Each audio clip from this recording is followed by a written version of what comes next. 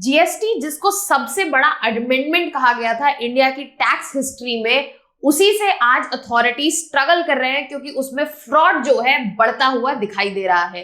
Hello students, welcome to Chahal academy. My name is Shubhangi Singh और आज हम बात करने वाले हैं बढ़ते हुए फ्रॉड्स जो जीएसटी में देखे जा रहे हैं।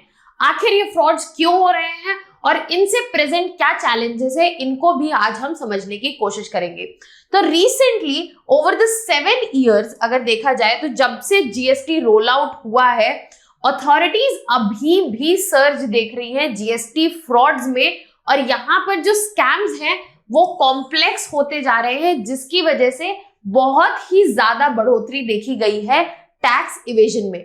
अब अगर हम टैक्स इवेजन की बात करें तो रिसेंटली यहाँ पर ऐसे कई स्कैम्स हुए हैं जहां पर कोई एंटिटी जिसपे एक फेक जीएसटी फर्म जो है रजिस्टर्ड है, और ऐसी कई मल्टीपल फेक जीएसटी फर्म्स जो है ऑपरेट कर रही हैं, जिससे फ्रॉडुलेंट ट्रांजैक्शंस होते हैं। एक रीसेंट स्कैम पुणे में बाहर आया जहां पे एक ऑटो रिक्शा ड्राइवर के नाम पर फेक कंपनी रजिस्टर्स थी, और ये पता चला है कि अक्यूज्ड ने यहां पर 246 फेक जीएसटी फर्म्स जो बना रखी थी, जिससे वो फ्रॉडुलेंट ट्रांजैक्शन करते थे, और ये ट्रांजैक्शन पर्सनल आइडेंटिटीज को चुरा के किसी के और के नाम पर करते थे।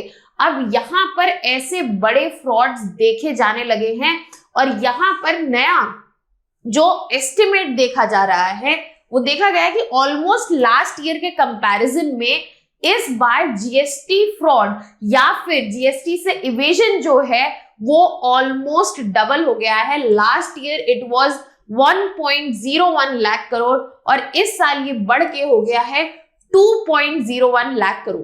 अब यहाँ पर जो टोटल जीएसटी इन्वेजन है वो देखा गया है ऑलमोस्ट 21,000 केसेस में, जिसमें फ्रॉडुलेशन हुआ है 2.5 लाख करोड़ के करीब, और यहाँ पर कई फ्रॉड केसेस जो है सेंट्रल जीएसटी के अंतर्गत देखे गए हैं। साथ ही साथ ये जो स्टेडी इंक्रीज जो जीएसटी इवेजन में, टैक्स इवेजन स्पेशली जीएसटी का इवेजन में जो देखा जा रहा है, स्पेशली 2017 के बाद, ये हाईलाइट करता है उन चैलेंजेस को जो इन जनरल फेस किए जाते हैं टैक्स कलेक्शन में, और जो फ्रॉड बढ़ रहा है टैक्स कलेक्शन में उसकी तरफ भी। अब अगर हम बात करें basically main types of GST evasion किस तरह के होते हैं और कैसे ऑपरेट करते हैं, तो 4 मेन टाइप के जीएसटी इवेजन और फ्रॉड देखे जाते हैं। सबसे पहला है जिसमें टैक्सेबल गुड्स को अंडर वैल्यू कर दिया जाता है ताकि टैक्स जो है कम देना पड़े। उसके अलावा जो टैक्सेबल गुड्स या सर्विस है उनकी सप्लाई जो हो रही है वो बिना टैक्स दिए हो रही है। तीसरा है जहां पर टैक्स जो है दिया ही नहीं जा रहा है क्योंकि यहाँ पर रिवर्स चार्ज मैकेनिज्म को यूज किया जा रहा है।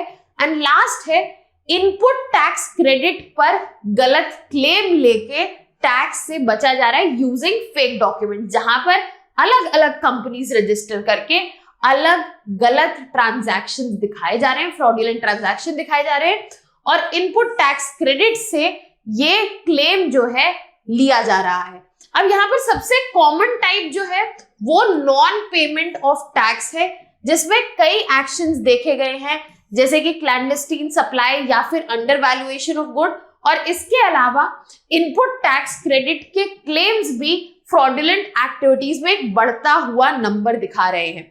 बट इसमें सबसे डिफिकल्ट जो हैंडल करना है वो fakes input tax credit claims को समझना है, क्योंकि ये क्राइम जो है वो काफी ऑर्गेनाइज्ड और टेक्नोलॉजी बेस्ड हो गया। तो यहाँ पर स्कैम को पकड़ना या फिर फ्रॉडुलेंट एक्टिविटी को पकड़ना बहुत ही डिफिकल्ट हो गया है, क्योंकि यहाँ पे जो फ्रॉडस्टर्स हैं वो फेक कंपनीज इनवॉइसेस और डॉक्यूमेंट्स तक, जहां की आधार, पैन और एड्रेस प्रूफ्स है, वो यूज कर रहे हैं और उनसे फ्रॉडुलेंट ट्रांजैक्शन दिखा रहे हैं, जिनको ट्रेस करना बहुत ही मुश्किल होता जा रहा है। इस वजह से GST fraud specially in terms of input tax credit ज्यादा बढ़ता हुआ हमें दिख रहा है। अब अगर हम परसेंटेज वाइज देखें तो सबसे ज्यादा है नॉन पेमेंट ऑफ टैक्सेस, उसके बाद आता है fake input tax credit claim, then we have wrong availment या फिर गलत रिवर्सल जो होता है इनपुट टैक्स क्रेडिट का, या फिर ब्लॉक्ड क्रेडिट। इसके अलावा कुछ नॉन पेमेंट टैक्स और मिसलेनियस में अकाउंट होते। तो आप यहाँ पे देख सकते हैं कि फेक इनपुट टैक्स क्रेडिट और साथ ही साथ नॉन पेमेंट ऑफ टैक्स जो है यहाँ पर % से ज्यादा कंट्रीब्यूशन कर रहे हैं। अब समझते हैं कि इस पर्टिकुलर प्रॉब्लम से क्या चैलेंजेस जो है उभर कर आ रहे हैं और इनको कैसे फेस किया जा सकता है। सबसे पहले यहाँ पर एक बड़ा चैलेंज है कि जो फ्रॉड स्कीम्स हैं वो बहुत ही कॉम्प्लेक्स है। यहाँ पर फ्रॉड जो है कई लेवल्स पे हो रहा है और अगर यहाँ पर इंटरवेन नहीं किया गया तो ये जो है काफी नुकसान पहुंचाएंगे हमारे टैक्स कलेक्शन सिस्टम को। यहाँ पर मल्टीपल फेक आइडेंटिटीज हो रही हैं, गलत इनवॉइसेस यूज हो रहे हैं और स्टोलन आइडेंटिटीज यूज हो रही है, जिसकी वजह से डिटेक्शन और रिकवरी बहुत ही मुश्किल हो जा रही है। इसके अलावा फ्रॉडुलेंट एक्टिविटीज जो है वो टेक्नोलॉजी यूज कर रहे हैं। क्रिमिनल जो यहाँ पे इन्वॉल्व है वो डिजिटल प्लेटफॉर्म्स को अपने एडवांटेज के लिए यूज कर रहे हैं और यहाँ पर बिना किसी फिजिकल ओवरसाइट के इनको ढूंढ पाना, इनको पकड़ना बहुत मुश्किल है।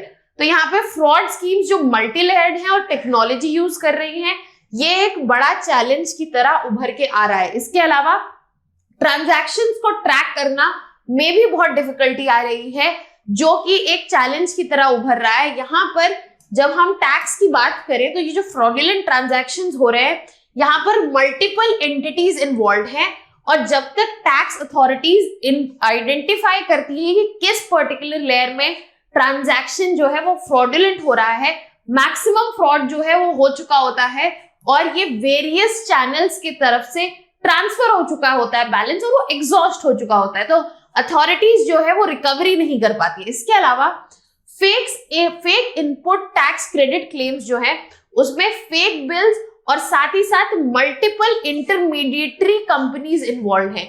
अगर इसको चेक करना हो तो ये काफी कॉम्प्लिकेटेड प्रोसीजर है और जिस वजह से अथॉरिटी के लिए काफी डिफिकल्ट हो जाता है और कॉम्प्लिकेट हो जाता है इसको ट्रैक करना। इसके अलावा यहाँ पर क्रॉस एजेंसीज, मल्टीपल एजेंसीज का इन्वॉल्वमेंट है और उनका कोऑर्डिनेशन बहुत जरूरी है। अगर वो कोऑर्डिनेशन नहीं है जैसे कि banking, finance, goods and services में, तो यहाँ पर इस पर्टिकुलर फ्रॉडुलेंट एक्टिविटी को रोकना और मुश्किल होता है। और अगर real time data continuously share नहीं होगा डिपार्टमेंट के बीच तो एक्शन नहीं हो पाएगा और फ्रॉडुलेंट एक्टिविटीज जो है डिटेक्ट नहीं हो पाएंगी। अब चैलेंजेस तो एग्जिस्ट कर रहे हैं, बट एट प्रेजेंट हम ऐसा क्या कर सकते हैं कि यहाँ पर इस इशू को एड्रेस किया जाए। जो टेक्नोलॉजी क्रिमिनल्स यूज कर रहे हैं फ्रॉडुलेंट एक्टिविटीज के लिए, it is important that we use that technology and data analytics, ताकि यहाँ पे जो फ्रॉडुलेंट एक्टिविटीज और उनके पैटर्न्स हैं उनको रियल टाइम पकड़ा जा सके, ना कि बाद में जहां पे रिकवरी और डिटेक्शन जो है पॉसिबल नहीं है। इसके अलावा क्रॉस एजेंसीज का कोऑर्डिनेशन बढ़ाने की जरूरत है, रियल टाइम डेटा एक्सचेंज हो, इंफॉर्मेशन एक्सचेंज हो एजेंसीज के बीच, अगेन ताकि डिटेक्शन और रिकवरी पॉसिबल हो, और साथ ही साथ मॉनिटरिंग और ऑडिटिंग जो है वो कॉन्टिन्यूस चलती रहे, स्ट्रेंथेंड रहे, ताकि रैंडम ऑडिट्स और सरप्राइज चेक्स के थ्रू कंपनीज को मॉनिटर किया जा सके। इसके अलावा जीएसटी का फाइलिंग प्रोसेस जो है उसको सिंप्लीफाई करने की जरूरत है, ताकि वो इजी रहे यूज करने के लिए, स्पेशली स्मॉल बिजनेसेस, ताकि वो अपना जीएसटी जो विलिंग है भरने के लिए बट कॉम्प्लेक्स प्रोसीजर की वजह से ना भर पा रहे हैं, वो टैक्स को इवेड ना करे। और साथ ही साथ जरूरत है स्ट्रिक्ट इन्फोर्समेंट ऑफ पेनल्टीज की, ताकि यहाँ पर पेनल्टीज और पनिशमेंट के डर से टैक्स इवेजन जो हो रहा है वो ना हो, ताकि यहाँ पर क्रिमिनल चार्जेस इन्फोर्स किए जा सके, so that these criminals are deterred from being part of such fraudulent activities. I hope you have got some clarity on this particular topic. We also have a practice question for you. Despite the introduction of GST in India, tax evasion continues to be a significant challenge, with authorities grappling with increasing complex fraud schemes.